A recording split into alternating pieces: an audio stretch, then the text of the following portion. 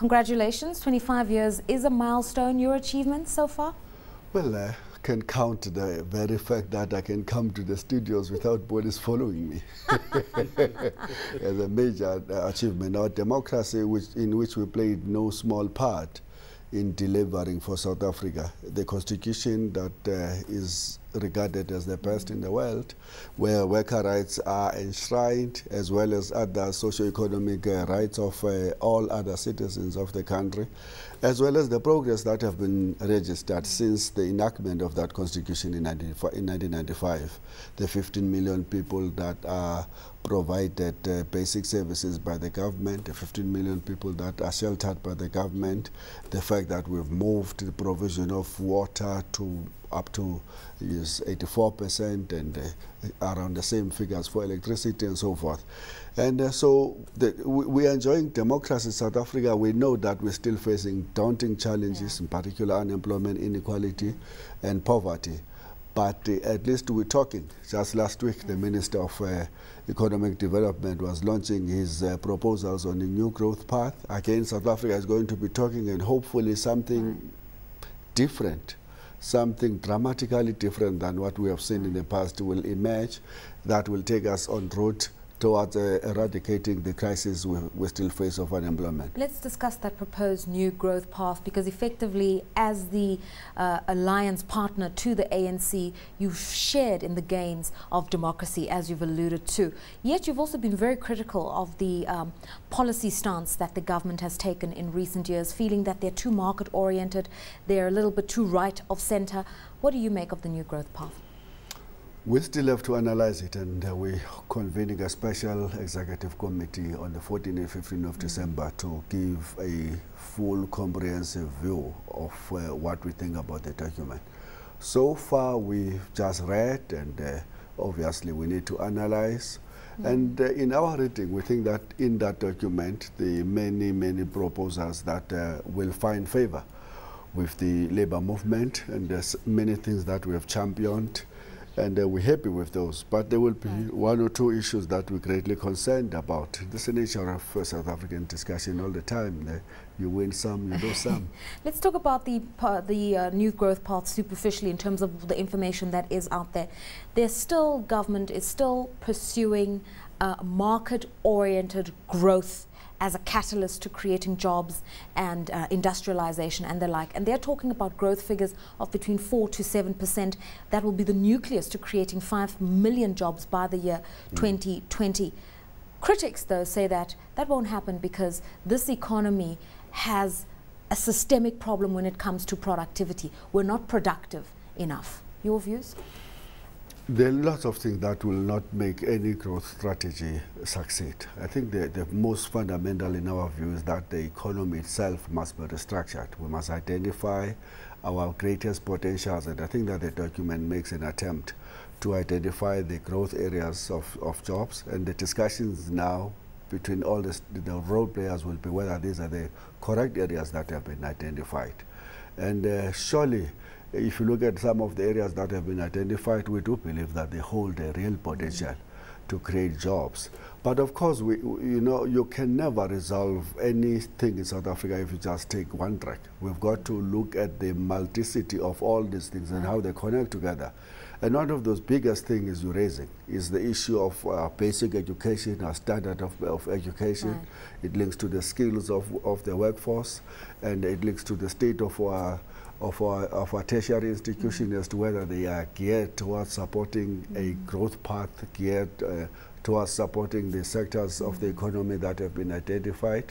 But it also talks to the issues then of competitiveness, the productivity, right. Is it the rate where it should be, and all the related questions. So all of these things will make an interesting discussion. Many investors who look at South Africa are skeptical because they always say the labor in South Africa is highly politicized. They have so many entrenched rights, and yet there's a skills problem. You can't justify the payment and the wages that are being demanded on the basis of what labor is able to produce in this economy, and this is what makes this economy unproductive. A middle ground, we're constantly looking for a middle ground from Cosatu. Look, we will engage with the discussion on productivity. We have said that we're willing to negotiate a productivity deal with the employers, but as long as the shares of that are then, are shared amongst all those that would have participated. Because one thing that normally discredit any discussion on productivity is when workers feel that they are, they're being outscratched, and yet they see no benefit except that they see the packages of the CEOs ever rising all the time. So in the discussion about the new growth path, surely the issue of productivity of South African workers is going to be the center of it all, together with education and reskilling of them. Yeah.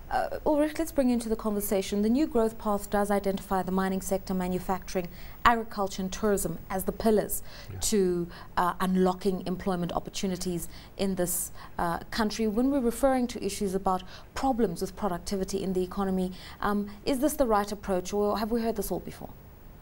Now, I think this is a difference to what we've had over the past 16 years, because, if you look at the growth that we've had since '94, it was based on consumption expenditure, and we neglected actually the production side of the economy. And these sectors that you've mentioned, agriculture, mining, the manufacturing industry, as well as tourism. And I think, for example, in tourism, we've shown with the World Cup that we can be very successful in handling the tourism industry. But I think that, to get this moving, and you have to look at the fiscal policy in South Africa to really support the production side of the economy. Otherwise, you have these imbalances. But underlying this, and that's where I agree with Mr. Vavi, that we have to look at the skills base of this economy, and we've neglected our education, or we've gone the wrong way with our education system over the past 16 years. So there's a lot of catch up to be done, and I hope that we're really serious in getting our labor force productive. The new growth path also concurs with the view that weakening the South African rand would help to boost South African exports, and so to this extent the policy proposal is some kind of an intervention on the currency. Again, experts argue you can weaken the South African rand all you want. If South African labor is not producing at the volumes that are needed to compete against Asia, particularly India, China and the Koreas, it will have absolutely no material impact on the growth of this economy in the current world order. So it goes back to labor and what labor is able to do to boost exports and the growth of this economy. Absolutely. But I think we must not look also the issue of labor in isolation to the problems of management. And we need better trained management that are able to drive better productivity levels, that can motivate workers, that can ensure that workers are skilled, that can make sure that forever they are involved in R&D programs to improve the capacity of the companies themselves. But there's a critical issue that you're raising about the size of the South African market, and that's why we support fully the new growth path proposal that says that surely we've got to look beyond our borders. If we are to succeed and compete with China, India, Brazil, our 45 million is just nothing in comparison to what they have. We need to develop the entirety of the region, starting in SADC, and move up north to make sure that the infrastructure, the railway, the transportation, the infrastructure, but also that the continent industrializes so that we can exploit and make sure that we compete. Without that, we're dead in the water, honestly. They talk about a development pact on wages, prices and executive bonuses. You refer to this disconnect that you can't put the workers' morality in question. You've also got to raise that of executives in South Africa. What would a compromise be? Because, I mean, one of the suggestions is that, you moderate low income, the wages of low income workers and then put caps on high-end workers. I mean, this is a capitalist society at the end of the day. You must get paid what you think you're worth and what you're able to produce. If we were to leave everything to chance, market must determine all of these things, then we may find ourselves in a much more tighter corner than we are already 20 years down the line. The reality of the past 16 years is that we have seen greater or even greater levels of inequality. Inequalities have deepened to the point that we're now #1 in the world in terms of those inequalities. Surely we need to do something. Now the discussion is going to be, is this the right way? Is it manageable? Is it feasible? Is it practical? Will people play the ball? And one of the greatest fears we have at this moment is that if we, for example, we give a signal that we're willing to moderate the wages of workers. Remember, up to 60% of South African workers are earning 2,500 rands and less. So we're not talking a great deal of space for moderation at that level. But at the same time, we talk about this massive income inequalities, the highest in the world. And we're tolerating these things all the time. You know that the salaries of the directors of the top 20 Johannesburg Stock Exchange listed companies goes 1,728 times the average salary of a worker in South Africa. That's a scandal. Now the question is, will the executives at the end, at the top end of the market, ever play the ball? And I've heard noises already from business that says we'll take you to the Constitutional Court if you ever interfere with our right to bargain with the shareholders in terms of how much we're worth. So it's going to be a very tricky discussion that we're going to have. But the bottom line for us is that we will not enter into a discussion that 5 years, 10 years, 20 years down the line will end with South Africa being or seeing even greater levels of inequalities that we see already. Ulrich, just your view on this one. South Africa's got one of the highest Gini coefficients. The very essence of what Cosatu fought for 25 years ago is to create a democratized, equalized society. Now, unfortunately, that's not good news. And the important thing is to get the lower wage earners to a better level. And at the same time, one must always remember that, you know, you're in competition with labor forces worldwide these days. And unfortunately, if you look at the high income earners in South Africa, they're mobile. Your low wage earners are not mobile in terms of the international labor force. And I think that the answer lies in really training education of your lower labor force so that they can earn these better incomes. And a final question to you, Mr. Vavi. As I mentioned earlier, you are part of what we call the tripartite alliance with the South African Communist Party, with the ruling party, the ANC, and we referred earlier on to the fact that you're constantly at loggerheads, and we're not sure whether this alliance is relevant in today's South Africa. Ideologically, are you still supporting this idea of a socialist workers' revolution in this kind of society? With regards to the ANC, you've often argued that they pursue policy without consulting you.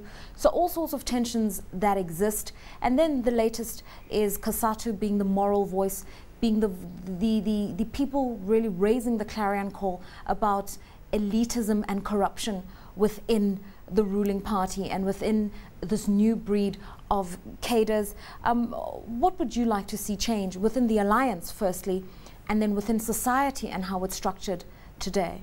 Well, firstly, the alliance will be relevant as long as you still have these levels of unemployment, poverty, and inequalities in society. As long as you have all these other challenges of fixing education and healthcare and building a better life for all, the need to unite South Africa across classes will always be there. And in our view, the alliance serves as a unity of all classes of people who want South Africa to succeed and create this non-racial democracy that we're yearning for. So the alliance is relevant for that. But also, we must also admit that the alliance is the source of stability in South Africa. Can you imagine if Cosatu, with its over 2 million members, was to pull into the opposite direction altogether? Not just a matter of disagreeing and criticizing the government, but pulling into the opposite direction, with the SACP in this other direction and the ANC in this direction. Can you imagine if there was no unions and in South Africa with the current levels of inequalities, what could happen in every workforce, the potential of wildcat strikes, of instability, of mayhem? And I think that people must appreciate that the source of stability for South Africa arises out of the fact that you have three major social forces who agree on the fundamental challenges that we face and what needs to be done about them. We may not always agree, and that's, by the way, unnatural to agree on every aspect of what must we do about inflation targeting, what must we do about this aspect. So on those issues, there will always be contests, there will always be disagreement. Sometimes those disagreements go out of hand and you suddenly have labeling and suspicions, and when we meet the civil society, our partner says, are you not plotting against us? that type of other thing. To me, it's part of a natural, very natural, robust, healthy process of reinforcing a democracy that is so young. It needs the tripartite alliance, but it also needs an independent trade union movement like Cosatu that can say, despite us being in an alliance with you, right, but we have a right to criticize you if we think that you are moving astray from what we think must be the priorities for the country. Right. Our priority now is fix the economy, create jobs, deal with the poverty levels and inequalities, and for God's sake, just that ought to be the focus. Mm. The focus mustn't be about give me shares, give me grease my hand under the table, and give business opportunities to my kids and that type of a thing. Because if we allow society to suddenly lose focus on the fundamental questions, and if more and more of our people begin to lose hope about our ability to address their fundamental problems, then we will be sitting on a real ticking bomb here if you look at the levels of our unemployment, in particular the challenge of youth unemployment in the country.